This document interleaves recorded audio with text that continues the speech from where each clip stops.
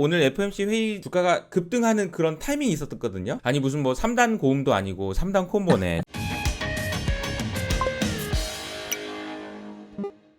어제 FOMC 회의가 시작되면서 주가는 계속해서 상승을 했고요. 다우는 1.3%, 나스닥은 4%, 그리고 S&P는 2.6% 상승했습니다. 와, 이런 그림을 얼마 만에 봤는지 모르겠습니다. 자, 구글도 어제 실적 나오고 나쁘지 않은데 라고 생각했는데 7%, 애플도 3%, 마이크로소프트도 6%, 테슬라 6%. 와, 전반적으로 모두 크게 상승하는 모습을 보였습니다. 그 뒤로도 실적 나온 게 있어서 실적의 내용 빠르게 좀 정리를 먼저 하겠습니다. 보잉은 2분기 실적 발표를 했는데요. 장중에 전반적으로 다 안 좋은 실적이었지만 캐시플로우가 긍정적인 모습, 예상했던 것보다는 덜 안 좋다라는 것이 반영되면서 주가가 그래도 빠지진 않는 모습을 보였다라고 보시면 될 것 같고요. 메타가 장 종료 후에 실적을 발표했습니다. 매출이 전반적으로 컨센서스를 하회했고요. 그리고 아시아 태평양 지역의 매출을 제외하면은 전체적으로 실적은 좋은 실적은 아니었습니다. 특히 이익 전망치도 2.54였는데 2.46이었으니까 좀 별로긴 합니다. 어제 주가는 6.5% 상승했지만 실적 종료 후에는 2% 정도 지금 하락하고 있는 모습을 보여주고 있고요. 퀄컴도 장 종료 후에 실적을 발표했는데 나쁘지 않은 실적이었지만 시간 내에서는 한 3% 정도 조정을 받고 있습니다. 포드도 장 종료 후에 실적 발표됐는데 포드가 좀 인상적이에요. 미국 판매가 1.8% YY 성장했는데 그 중에서 SUV랑 크로스오버 판매가 8% 성장했다. 그래서 지난번에 현대차 이야기할 때도 비슷한 이야기였지만 믹스가 좋아지면서 전반적으로 좋은 실적을 보였고요. 숫자들이 다 매우 양호한 실적이었습니다. 실제로 보면은 매출도 컨센서스에 비해서 크게 상회하는 모습, 당기순이익도 아주 좋았습니다. 이러다 보니까 주가는 어제도 5% 올랐는데 여기에서 한 번 더 6% 정도 시간에서 상승하고 있는 모습 보이고 있습니다. 자, FOMC 이야기로 넘어갈 텐데 75bp 인상했습니다. 만장일치였다라는 것이 특징이었던 것 같고요. 그리고 내용을 보면은 성명서의 내용 중에서 저는 가장 인상적이었던 것이 이 문구가 바뀌었다는 거예요. 기존의 경제 성장에 대한 전망은 전반적으로 경제가 괜찮다라는 의견이었는데 이 문구가 이렇게 바뀌었습니다. 최근 지출과 소비와 생산과 관련된 지표는 소프트는 누그러졌다, 좀 약간 둔화되고 있다. 그러니까 경기에 대한 판단이 이전에 비해서 확실히 좀 낮아졌다라는 것이 특징인 것 같습니다. 그리고 시장의 움직임을 보니까 2년물 금리는 FOMC 발표된 직후에 많이 빠지는 모습이었습니다. 그리고 이제 3%를 넘었던 것이 2%로, 그러니까 어쨌든 이번 FOMC 회의는 완화적인 것으로 평가를 했다라고 보시면 될 것 같네요. 자, 그리고 10년물 금리는 이게 처음에는 빠졌다가 올라가는 모습 보였거든요. 이 부분은 좀 어떻게 해석해야 될지 좀 지켜봐야 될 것 같습니다. 오늘은 FOMC 회의도 있었으니까요. 뉴욕 현지에서 FOMC 회의부터 기자회견까지 직접 생중계하신 유산환님을 모시고 이야기를 해보도록 하겠습니다. 안녕하세요, 유산환님. 안녕하세요. 반갑습니다. 네, 오늘 새벽에도 정말 잘 봤습니다. FOMC 실시간으로 파월 연설하는 거를 보고 계시던데 동접자가 몇 명까지 본 거예요?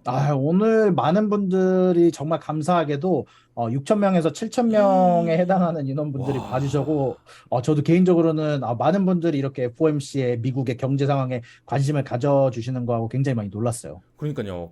아니 관심이 많은 것도 놀랍지만 유산함님 채널에 그렇게 많이 보는 것도 놀라운 사실인 것 같아요. 그만큼 유산함님께서 실시간으로 파월이 얘기하는 걸 전부 다 손으로 쳐가면서 정리를 해주시는 게 이제 사람들한테는 야, FOMC 할 때는 유산함 채널에 가야 되겠다 이런 생각을 하게 만든 게 아닌가 그런 생각이 드는데, 전반적으로 봤을 때 오늘 FOMC 회의를 하는 과정에서 주가가 급등하는 그런 타이밍이 있었거든요.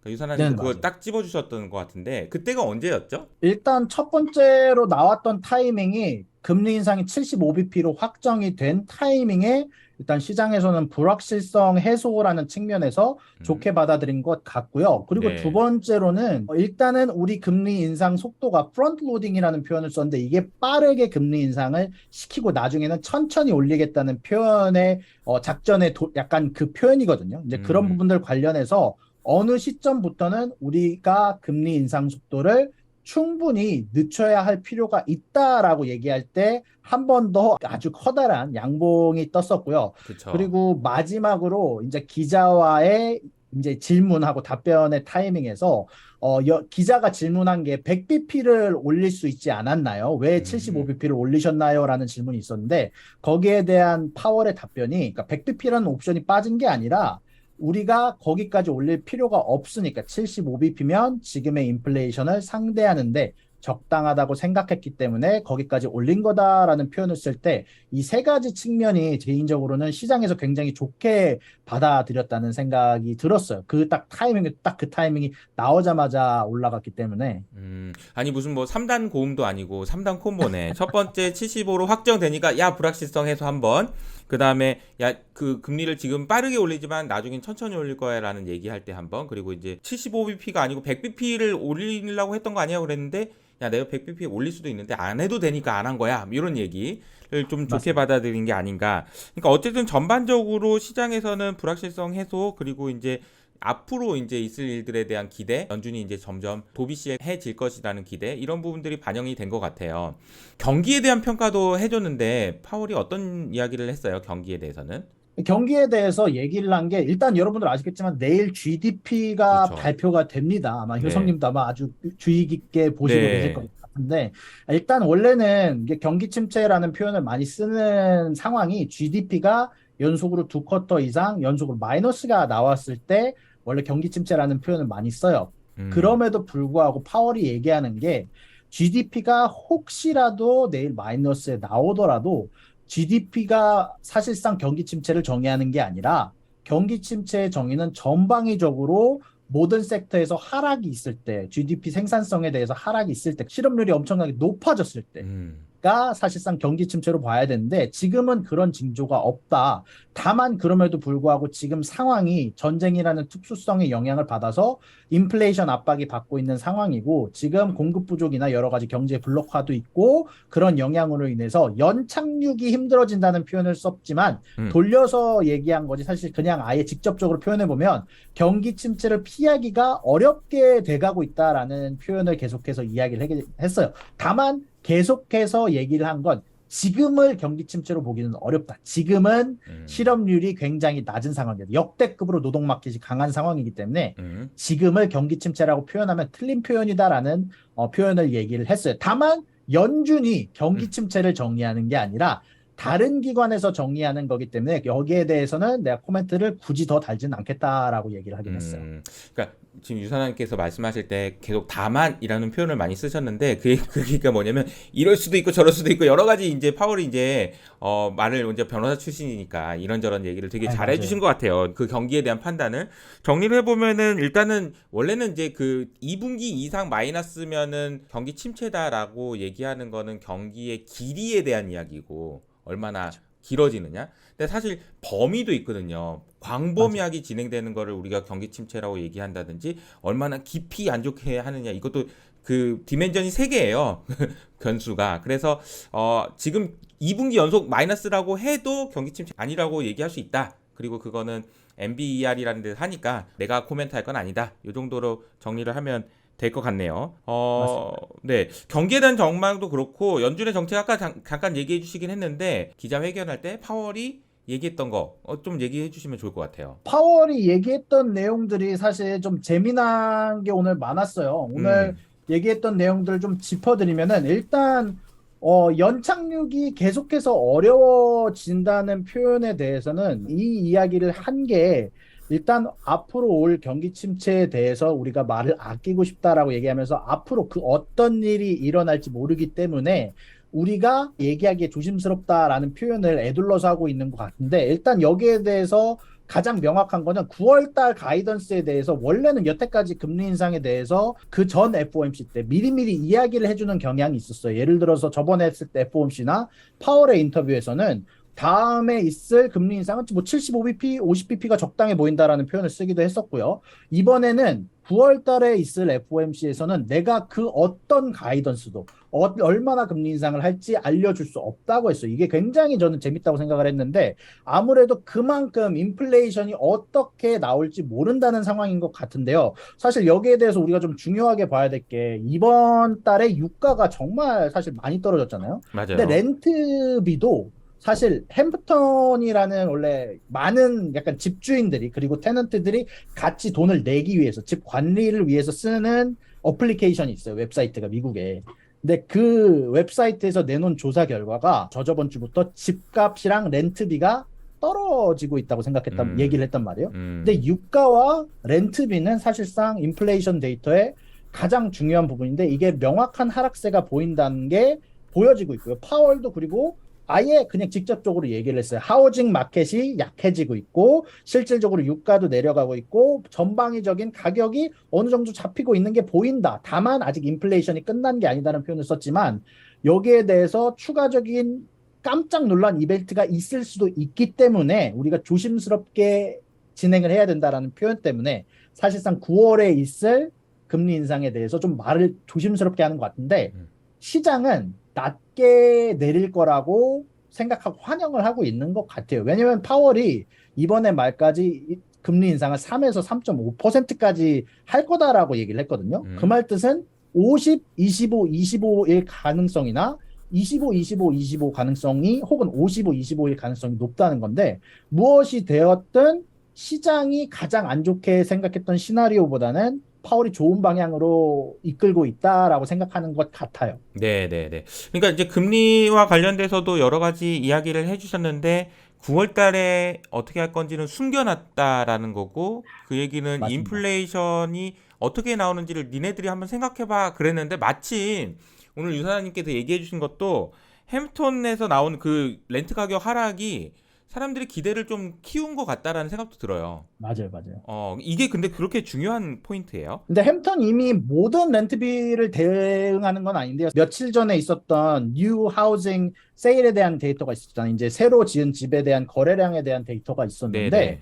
그 데이터의 중간 값을 보면은요. 어, 원래는 4월, 5월 달에 비해서 거진 10%가량이 집값이 하락을 했어요. 오, 그리고 집 거래량 자체도 거의 한 달간 8%, 9%가량 하락을 했단 말이에요. 음, 근데 공급량이 늘었어요. 공급량이 7%, 8% 가까이 늘었거든요. 그 음. 말 뜻은 공급은 커져가는데 수요는 줄어가고 있다는 소리인데 결국에는 그게 귀결되는 결과는 사실상 집 섹터의 부동산 섹터의 전체적인 약화라고 볼 수밖에 없는데 그렇게 되면 렌트비도 자연스럽게 하락하게 마련이고 그 지표가 원래는 여태까지 그 어디에서도 보기 힘들었는데 그게 이제 직접적으로 하락한다는 지표가 몇몇 웹사이트에서 보여주고 있다는 게 사실상 고무적으로 시장에서 받아들이는 것 같아요. 알겠습니다. 너무 고생 많으셨고요. 저도 아유, 덕분에 FMC 회의를 너무 재밌게 잘 봤던 것 같습니다. 유선님 것도 재밌게 끌어주셔가지고. 아유, 네. 감사합니다. 감사합니다. 다음에 또 연락드리도록 할게요. 유선님 오늘 아유, 감사합니다. 감사합니다. FMC 기자회견 자체를 실시간으로 들으신 분이랑 이야기를 하니까 훨씬 더 감이 오시죠? 정리를 해보면 이런 것 같습니다. 주식시장이 반등한 세 가지 이유는 첫 번째 75bp 확정, 그러니까 이제 불확실성 해소다. 이게 이제 하나 있었던 것 같고요. 파월 의장의 코멘트들 때문에 금리 인상이 처음에는 빠르더라도 나중에는 이제 천천히 할 거니까 끝이 보인다라는 측면. 그리고 마지막으로는 100bp? 야, 할 수 있었는데 내가 안 한 거야. 요런 느낌. 그러면서 좀 긍정적으로 해석했던 것 같고요. 경기에 대한 판단은 연착륙하는 거는 쉽지 않아요. 그렇지만 불가능한 것도 아니다라는 것이 좀 하나 중요한 포인트인 것 같고요. 그리고 아직 경기 침체라고 이야기하기는 어렵다라는 부분도 중요한 포인트였던 것 같습니다.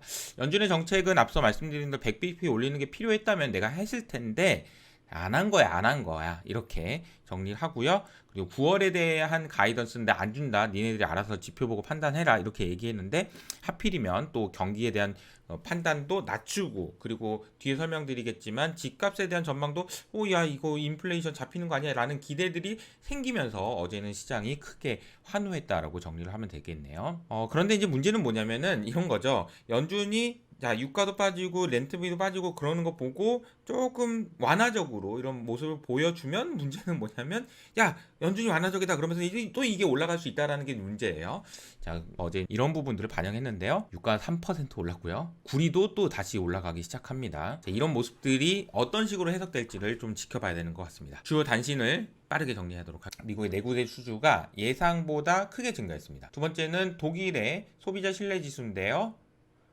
이게 지금 네, 이런 속도로 지금 독일은 지금 소비자 신뢰 지수가 안 좋아지고 있는 모습입니다. FOMC 발표 이후에 미국 상원에서 반도체 법안이 통과됐습니다. 내용을 좀 살펴보면요. 미국의 반도체 공장을 짓는 기업에게 세액 공제를 해주고 연구 및 노동력 개발 및 지원해주고 관련 설비 구입 시 보조금 등등 이런 식으로 대폭적인 지원을 하겠다는 얘기고 SK 최태원 회장님도 얼마 전에 이야기했다는 이야기도 있었죠. 자, 이게 이제 아까 유산환님도 얘기하셨던 그 내용이에요. 햄턴이라는 곳에서 임대료가 하락하고 있다라는 시그널을 이분이 이제 명확하게 이야기를 해주시고 있습니다. 중국에서는 지금 완화적 통화 정책이 한계에 도달한 거 아니냐 이런 이야기들이 지금 나오고 있는 상황입니다. 이게 돈을 푼다고 그러고 금리를 인하한다고 했는데 뭐야 이거? 이런 얘기가 나온다는 건데요. 그 이유가 뭐냐면은 이 내용을 보면은 야 돈을 많이 푼다라고 완화적으로 통화 정책을 했는데 돌질 않아 이런 이야기가 되겠습니다. 과잉 현금이 경제로 유입되지 않고 금융 시스템 내에 쌓이고 있다라는 문제 제기가 일어나고 있다라는 거고요. 독일에서 스타트업 지원 펀드를 조성하겠다라는 이야기가 나오고 있습니다. 일단 규모는 우리나라 돈으로 약 40조 원 규모이고요.